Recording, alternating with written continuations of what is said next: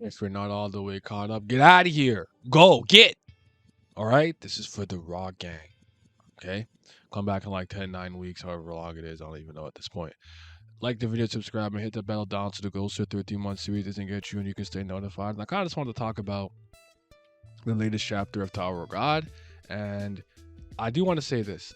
I didn't dislike the chapter, but I think this is the weakest chapter that we've got because I thought it was a little disorganized and a little bit too fast paced. With the, I will say this: some people in the comments in chat when we were live reacting and discussing did say that I do like that we got the El Baba kind of thing out the way quickly instead of making it lingering like, ooh, when is he gonna attack Shilial and Lilial? Ooh, and like, okay, fair enough. I'll take that, but um the thing that I'm the most happy about with the El Baba introduction and him really following us is that it did tie into a lane. We did get those tidbits. Now, I personally would be fully satisfied if Elaine gets a moment herself to kind of disavow, to kind of disown her family and be like, I don't mess with y'all, I don't want to be a Lopobia, and like tell her dad off, and maybe talk about the suffering that this family has caused her and that she sides with Bam and Co, or whatever the case may be. But I will take the fact that Bam recognized him looking like Elaine, that Elaine's father told him off, and they had a conversation about it and things of that nature, and then talking about how the gray wolf branch of the family did suffer as a cause of Elaine not becoming a princess of Zahad and things in that line. So that's all well taken and good. We got turtleneck Yuri. That turtleneck was moving me. Damn, that was good. Tiara's back. I want round two. They gotta settle this once and for all, because I don't care what any of y'all tell me. Yuri was losing that fight. The fight never ended conclusively. You never know what could have happened. But as far as I'm concerned, it's almost like if there was a timeout in a fighting game. The person who had the most HP was Tiara. All right, you might not like it when people win that way. You might not respect it, but a W is a W. When you looked at the HP meters, Tiara's HP was up. Yuri was bleeding.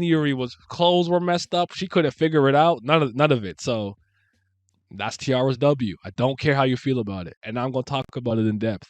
So just to prove it. So I want that rematch because I secretly don't think Yuri's gonna leave now, and I'm constantly reminded of the line. And it's crazy because we spoke about it a little bit, and someone kind of like corrected me a bit to like say the quote properly. But I remember Garam saying to either Andorsi or Yuri that there'd basically come a point where they have to choose Bam or like being a Zahad princess of Jihad. You can't kind of toe the line between both, and I wonder if that moment is coming up for those characters at this point. I think Endorsi with the like, oh, you stupid idiot, Bam, you don't know I love you. Like, okay, like, are you gonna like denounce the Zahad family and not care about being a princess anymore and just rock with Bam?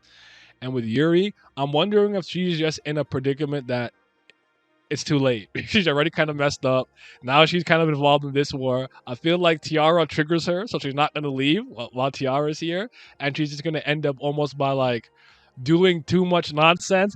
Well, it's like, well, I've gone this far, so I can't turn back now. It's kind of how I see it, but it could go in a different way, but it's cool. Also, we saw Mate mates out to him with his concrete ass booty, hard booty, diamond ass. Finally, he changed his clothes and stopped having his butthole in the camera looking at me, puckered up.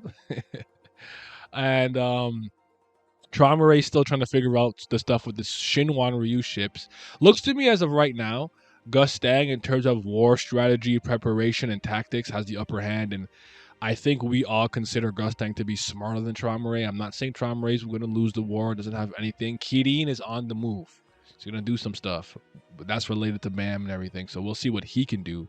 That's pretty exciting to see the number 2 move. I didn't know Belrir or whatever his name is actually the second in command of the Arc of Knowledge or whatever it is. So maybe he's gonna make some moves with Rachel because him and Rachel and him might be cooking up, man. Like they look like some demons together, like just demonic energy. Like how can we just sow chaos and disorder a little bit? So we'll see what they're gonna do. So war's on the horizon. And I think that this war and conflict with Trauma and Gustang is really gonna set a bar for what family heads can and can't do, and the inner workings of different families and the power tiers and power structures, and it's got to be done in a way that's well, because I do think you could lose a lot of people here, because a lot of people were really already upset with the Trauma and Gustang clash not really doing anything for them, and they think the power scaling is absolutely beyond saving. I'm not quite there yet. I'm hanging on with like 2 fingers on that cliff, but the power scaling in this series can get cooked completely, and I'll stop taking it seriously in all capacity if this isn't kind of handled well. So let's hope that that is done in a way that is palatable to me and to you and to the rest of the fan bases. But that all being said, I've been happy with Tower of God since SIU returned. Hasn't been perfect. There's been some things here and there, a couple of nitpicks that I have are personal gripes. I have some personal gripes as well, but for the most part, it's been solid. We've been doing what we need to do, and I'm happy with it. But I did think this was the weakest chapter. Just thought the stuff with Laura happened too quickly. Just like actually, first of all, Laura's hilarious. Fake sleeping, fake fainting. Everyone knows she's up. And then El Baba is not very intelligent. I don't respect him. I don't think he's a bad character from the standpoint of like how he's written, but like fuck that nigga. I don't respect you. Elaine deserves better. And I do still want to get him to showcase what he can do, to see if it's like a better version of Elaine, or like with him and his wolf and him being the master or branch leader of that family. What can he do? Can he teleport with his wolf? Is that wolf's teeth strong enough to break through the skin of high rankers or some other arbitrary whatever defining thing they want to use for the teeth? And does it also bleed forever unless the anima controller decides that it no longer wants you to bleed? I want to know all of those things as well. So exciting stuff is coming up. It's been good. I just really wish the community was more together. I really hate how disconnected the community is as a result of the officials, the varying levels of fast pass. If you went 5 chapters, 4, 3, 2, 1 chapters ahead, and then people who read the raws or just stay caught up to the absolute latest chapters out in Korea. So it's been really difficult. This community feels very splintered as a result of that, and I wish there was something more I could do, but I'm doing my best. And some of these videos are my best attempt to at least feed you raw readers here on YouTube. But the best way is, the safest way is to come to the streams on Monday. I stream every Monday, Kubera, then Tower of God live, discuss them both, and then I unpublish it, lock it behind Patreon. So come to the Patreon, man. Get early access. All those live reactions and discussions are already on there. 10 weeks ahead. So come through and all that. And is there anything else about that chapter that I wanted to say? Am I forgetting anything?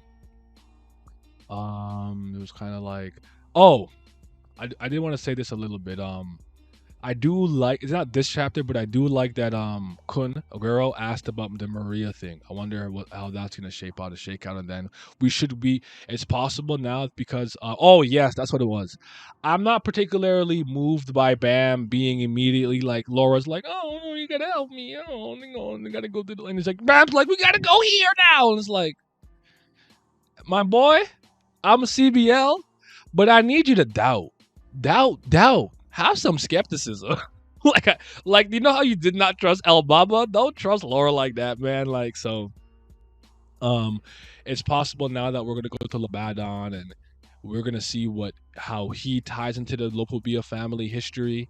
And in addition to that, what could be cool is if he really doesn't F a Trauma, maybe they end up betraying him, and then more and more Lopobia traders end up more Lopobia family members end up deserting. Because what it looks like could be the general setup here, and I'll stop talking after this, is I wish I remember who said this, but someone said that Gustang kind of treats his family members almost like he's running a company, but he's a competent boss. He's not overly like a dickhead, overly nice or whatever, but it's like, you do well, you do good in the company.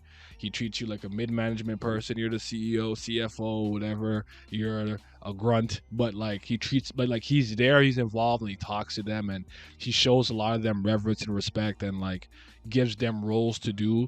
When Traumray absolutely does not respect his family, doesn't care if they live or die, and just sees them as chess pieces, to the point that even a lot of them know that. El Baba the Wolf, even him saying stuff like that, and other family members echoing this. Do you think that Trauma Ray could possibly lose because of the way that he doesn't, the way that he treats his family, and rules pretty much just because he's stronger than them? They don't actually know, understand, or really respect him as a person because he's never around. He's just hugging his knees in his room. And I wonder if that will be ultimately what makes Gustang win this war. I do want to say that I do think that Trauma Ray physically, that's what I'm saying, hand-to-hand combat in terms of like how good your martial arts skills is, but I do think he's physically tougher than Trauma Ray, because I think he can boost himself and coat himself in like animal characteristics like dragon scales and a turtle shell, and then like grab you with an octopus arm, reel you in, and then turn this into like a bear claw and like stab you. I think that, and I think it's just Shinsu control and stuff is better with Gustang. But let me know what you guys think, and let people know in the Raw community who's like all the way caught up that I put these out. Spread the word, let them know about it, because I want to get these numbers back up to like over 1K per video, and eat a little bit better. Y'all be safe.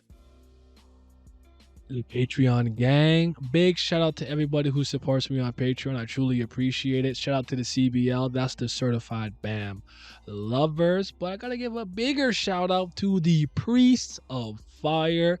Those are the certified Brilith lovers. Are they the real CBL? I don't know, they just might be. But incredible big shout out to the Fifth Zan Gods, my tier 3 patrons. Big shout out to Abdel, Alan, Andrew, Ashu, Childish New Jabbis, Danny402, I think one or I, Dang, Tris, Fairs, Johnny Rogers, Lazy Dragon, Lucky Roo, Makai, Maury, Raf ZB, Revenant, Scobe, Shoddy to your body, Simi, Sonny Kathapali, Ticos, Tino Brown, Rek Mazzino, and Zachary Cooper. Whoops, I lied, there's 2 more. Zodiac, Nemiko, and Zyler Scotty. Your support is greatly appreciated.